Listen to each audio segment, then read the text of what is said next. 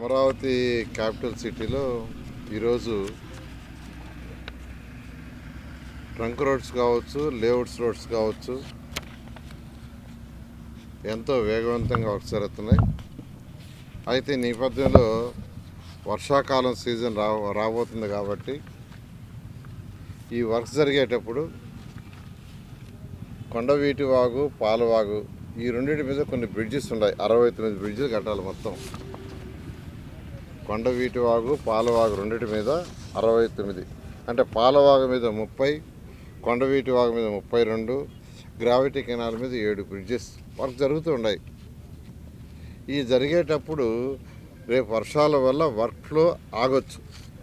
ఎక్కడైతే బ్రిడ్జ్ కడుతున్నారో కట్టే దగ్గర అటు ఇటు కట్టేయటం వల్ల దాని మీద యాక్చువల్గా నేను, మన లక్ష్మీప్రసాద్ గారు, అధికారులు అందరూ కలిసి నిన్న ఇవాళ ఇన్స్పెక్షన్ చేయడం జరిగింది.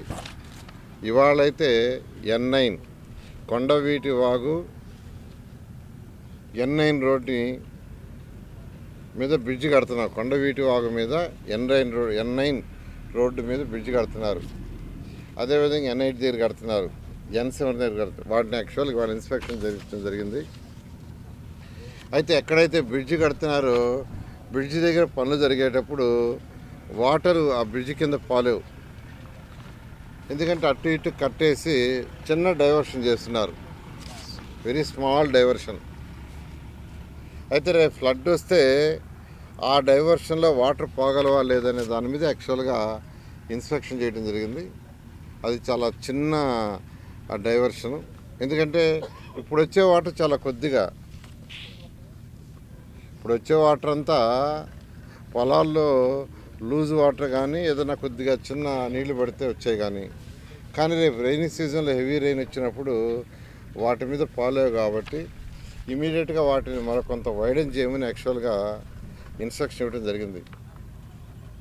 అవసరమైతే ఎక్కడైతే బ్రిడ్జ్లు కడుతున్నారో బ్రిడ్జ్లు కట్టే దగ్గర 2 పక్కల కట్టలు వేశారు, బండి వేసుకున్నారు. కొండవీటి వాగు, పాలవాగు మీద అటు ఇటు వేశారు.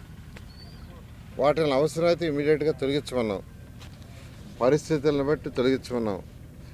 గత సంవత్సరం వెస్టర్న్ బైపాస్ కింద ఏదైతే వెంట్స్ ఉన్నాయో వెంట్స్ని కింద మట్టిని తీయకుండా వాటర్ అంతా బ్లాక్ అయింది. 4 రోజుల తర్వాత అక్కడ రోడ్డుని కట్ చేసాం. ఈసారి అటువంటి పరిస్థితి రాకూడదని ముందు జాగ్రత్తగా నిన్న వెస్టర్న్ బైపాస్ని కంప్లీట్గా విజిట్ చేసాం. అక్కడ ఇన్స్ట్రక్షన్ ఇచ్చాం.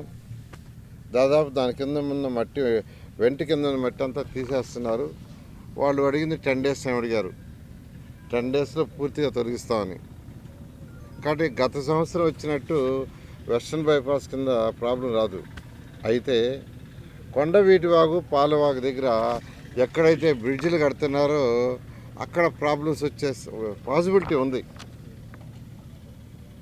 దీన్ని ముందు జాగ్రత్తగా గ్రహించి వాళ్ళకి ఇన్స్ట్రక్షన్ ఇవ్వటం, ఆల్టర్నేట్ ఏం చేయాలా. ఎందుకంటే ఇదంతా వర్క్ అయిందాకే. ఒక్కసారి కొండవీటి వాగు, పాలవాగు అయిపోయి ఈ బ్రిడ్జెస్ ఏదైతే E1, E2, E3, E4, E16 east west మీద E1 నుంచి E16 దాకా రోడ్డు జరుగుతున్నాయి, ట్రంక్ రోడ్స్. అదేవిధంగా N1, N2, N18 north to south మీద ఒక 18 బ్రిడ్జిలు జరుగుతున్నాయి. 18 రోడ్లు, 18 బ్రిడ్జిలు. 18 రోడ్లు అయినప్పుడు క్రాస్ వస్తాయి.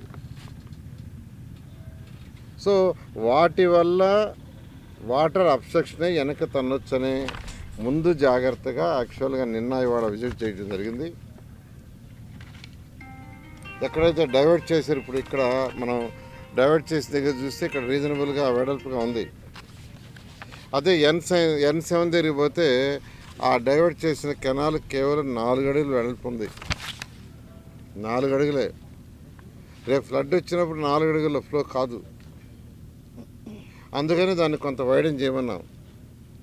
ఆ విధంగా యాక్చువల్గా ముందు జాగ్రత్తగా ఈ డెసిషన్స్ తీసుకుంటూ ఇవన్నీ ఇన్స్ట్రక్షన్స్ చేయడం జరిగింది. ఇవి కాకుండా ఈరోజు 3 రిజర్వాయర్లు వర్క్ జరుగుతుంది. ఒకటి శాఖమూరు రిజర్వాయరు, అది 44 ఎకరాల్లో 0.4 TMC వాటర్ స్టోర్ చేయగలం. రెండోది పెనుమాక రిజర్వాయర్ 190 ఎకరాలు, అక్కడ 0.1 టీఎంసీ స్టోర్ చేయగలం. మూడవది నీరుకొండ రిజర్వాయర్. ఇప్పుడు మనం ఉండేదే అది 440 ఎకరాలు, చాలా పెద్ద రిజర్వాయర్. దాంట్లో 0.4 టీఎంసీ. మొత్తం తీసుకుంటే ఈ 3 రిజర్వాయర్లు కలిసి 674 ఎకరాలు. 674 ఎకరాల్లో ఈ 3 రిజర్వాయర్, శాఖమూరు కానీ, పెనుబాక్ కానీ, నీరుకొండ కానీ రిజర్వాయర్ కన్స్ట్రక్షన్ జరుగుతుంది. ఈ మూడింటి యొక్క కెపాసిటీ 0.51 టీఎంసీ. ఇవన్నీ కూడా దాదాపు 50% వర్క్ అయింది, ఇంకా 50% వర్క్ ఉంది. ఈ సీజన్ అయిపోయి నెక్స్ట్ అంటే 2027 మిడిల్కి ఇవన్నీ అయిపోతాయి. ఆ విధంగా ప్లాన్ చేసాం. అదేవిధంగా కొండవీటి వాగు 23.7 కిలోమీటర్లు, పాలవాగు 16.7 కిలోమీటర్లు, గ్రావిటీ కెనాల్ 7.84 కిలోమీటర్లు. ఇవి మొత్తం 48.3 కిలోమీటర్లు. ఇదైతే మెజారిటీ తవ్వేశారు.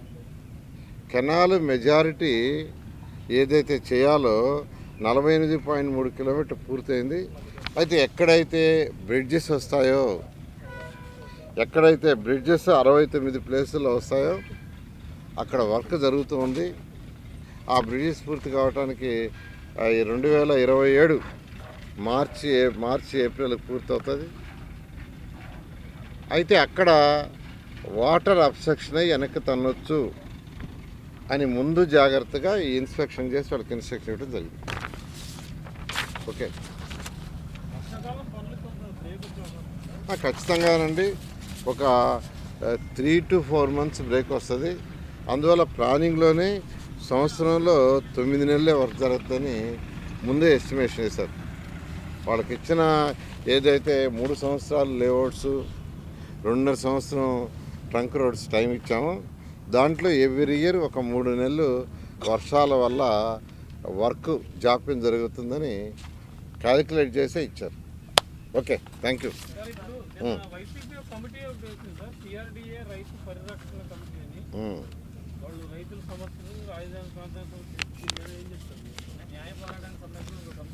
అంటే వాళ్ళకి ఇంకా వేరే ఇది లేదు. నిన్న ఆడకి పోయిన 20 మంది రైతుల్లో మళ్ళీ మధ్యాహ్నంకి వచ్చి ఒక రైతు ల్యాండ్ పూలింగ్కి ఇచ్చారు. మీరే చూసుంటారు, మీ సోషల్ మీడియాలోనే వచ్చింది. అలా ఉంటుంది. అంటే వాళ్ళకి ఇవ్వాలని ఉంది, రెచ్చగొట్టే ప్రయత్నాలు చేస్తున్నారు, రెచ్చగొట్టి విధ్వంసం సృష్టించాలని. అసలు రైతుల్లో ఇంక ఇవ్వాల్సింది కేవలం వెరీ ఫ్యూ. నేను చెప్పాను మీకు, 35,000 మంది రైతులు ఇచ్చేశారండి. 35,000 మంది, 35,000 మంది రైతులు ఇచ్చి కొద్దిమంది ఇవ్వాల. ఇంకా వాళ్ళు కూడా మేము ల్యాండ్ పూలింగ్కే రమ్మంటున్నాం, ల్యాండ్ అక్విజిషన్ వద్దంటున్నాం మేమే. ఈ సమయంలో వాళ్ళకి సజెషన్ చేసా, అమరావతి క్యాపిటల్ సిటీ అయిపోతుంది, ఎంతో వేగవంతంగా జరుగుతుంది, రాష్ట్రానికి రాజధాని కావాలా, దానికి మీరు సపోర్ట్ చేయండి అని చెప్పి మేము లీగల్గా సపోర్ట్ చేస్తాం, మేము కమిటీ వేస్తాం. అసలు వచ్చి చూస్తే కదా అసలు ఏం జరుగుతుందో, వచ్చి చూస్తే కదా. చూడండి, పక్కన ఎంతెంత బిల్డింగ్స్ కట్టారో వాళ్ళకి ల్యాండ్ ఇస్తే దానివల్ల ఎంత ఎకానమీ వస్తుంది. దాంట్లో పనిచేసే వాళ్ళు ప్రభుత్వానికి ట్యాక్స్లు కడుతుంటారు, ఇన్కమ్ ట్యాక్స్ కడతారు, దానివల్ల రాష్ట్రానికి ఆదాయం. ఇక్కడ విద్యార్థులు చదువుతుంటే వాళ్ళకి మెస్ తీసుకోండి, ఫుడ్ సప్లై చేసే దాంట్లో రాష్ట్ర ప్రభుత్వానికి, కేంద్ర ప్రభుత్వానికి జిఎస్టీ వస్తుంది. వాళ్ళు కట్టే అనేక ట్యాక్సులతో రాష్ట్రానికి ఆదాయం వస్తుంది. ఎంతోమంది ఎంప్లాయ్మెంట్ ఉద్యోగాలు వచ్చినాయి. ఈరోజు ఎస్ఆర్ఎం విట్ అంటే అవన్నీ ఫేమస్ ఇన్స్టిట్యూషను, బయట నుంచి విద్యార్థులు వస్తున్నారు, ఎకానమీ మన రాష్ట్రానికి వస్తుంది. ఈ విధంగా పాజిటివ్గా థింక్ చేయకుండా నెగిటివ్ డైరెక్షన్లో థింక్ అంతా అయిపోయి 35,000 మంది రైతులు, నేను మీకు ఇచ్చాను కూడా క్యాలిక్యులేషన్ ఎంతమందిని, అంతమంది రైతులు ఇచ్చి వాళ్ళందరికీ ప్లాట్లు ఇచ్చి ఏ కొద్ది మందికో ప్లాట్లు ఇవ్వాలి. అది కూడా వాళ్ళ పర్సనల్ కారణాల వల్ల జరగటం వల్ల దానికి పరిరక్షణ కమిటీని వేయటం, లీగల్గా సపోర్ట్ చేస్తాం, మీరు ఫైట్ చేయండి, అమరావతిని ఎట్టయినా ఆపేయాలా. మాకు చట్టాల మీద నమ్మకం ఉంది, కోర్టు మీద నమ్మకం ఉంది. ఇది ప్రజల కోసం చేసేది, ఒక రాష్ట్రం కోసం చేసేది, ఒక రాష్ట్రంలో ఉన్న 28 జిల్లాల యొక్క ఆర్థిక స్థితిని పెంచేదానికి కట్టే రాజధాని ఇది. అందువల్ల ఏది ఏమైనా ఈ రాజధాని అనేది అనుకున్న ప్రకారం 2028 ఆగస్టుకి ముఖ్యమంత్రి గారు ఇచ్చిన టార్గెట్ ప్రకారం బేసిక్ ఇన్ఫ్రాస్ట్రక్చర్ పూర్తి చేయడం జరుగుతుంది. ఎవరైతే రైతులు భూమి ఇవ్వడానికి ఇస్తారో అధికారంలోకి వచ్చిన తర్వాత వాళ్ళ భూములు వాళ్ళకి ఇచ్చేస్తామని అంటే అవగాహన రాహిత్యం మాట్లాడటం అండి. వాళ్ళు భూమి ఇచ్చారు, లేఅవుట్స్ చేసాం, ప్లాట్లు ఇచ్చాము, రోడ్లు వేసేస్తున్నాం, ట్రంక్ రోడ్స్ వేస్తున్నాం, లేఅవుట్స్ రోడ్స్ వేస్తున్నాం, అన్నీ కావాల్సిన ఇన్ఫ్రాస్ట్రక్చర్ మొత్తం ఇస్తున్నాం. అవన్నీ పగలు కొడతాడా? అవన్నీ తీసేస్తాడా? చెప్పండి, అది చెప్పాలి కదా. ఇప్పుడు 350 కిలోమీటర్ల ట్రంక్ రోడ్స్ వేస్తూ 1500 కిలోమీటర్ ట్రంక్ రోడ్స్ వేస్తూ దాంట్లో యూజిడి వేస్తున్నాం, రీసైక్లింగ్ వాటర్ మళ్ళీ దానికి లైన్స్ వేస్తున్నాం. తర్వాత స్టామ్ వాటర్కి అంటే వర్షం నీళ్ళు పోయేదానికి అండర్ గ్రౌండ్ లైన్స్ వేస్తున్నాం, డ్రింకింగ్ వాటర్ లైన్స్ వేస్తున్నాం, ఎలక్ట్రికల్ లైన్స్ వేస్తున్నాం, కేబుల్స్ వేస్తున్నాం. ఇవన్నీ తీసేస్తారా? తీసేసి మళ్ళా రోడ్లన్నీ చెడగొట్టిస్తారా? ఏదైనా మాట్లాడేటప్పుడు ఒక ఆలోచనతో, ఒక ముఖ్యమంత్రిగా పనిచేసిన వాడు ఆలోచనతో ఏదైనా మాట చెప్పాలా. అంతేగాని నేను రాగానే అన్నీ నీకు ఇచ్చేస్తానంటే ఎలా జరగద్ది? ఏదైనా సాధ్యమే చేయాలి. Okay, thank you.